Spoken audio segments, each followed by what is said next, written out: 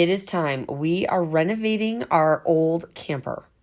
So this is the before. You can see there's a ton of old wood and everything, and it's very outdated. So we want to give it a nice, clean, fresh look.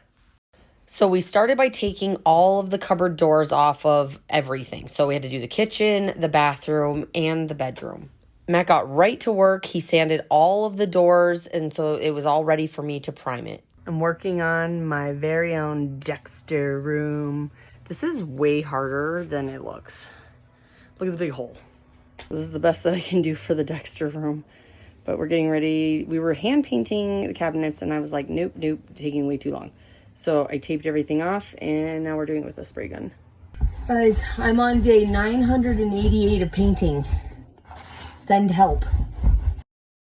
The next thing I'm tackling is the backsplash in the kitchen and in the bathroom. And while I'm doing that, Matt's working on a custom kitchen countertop.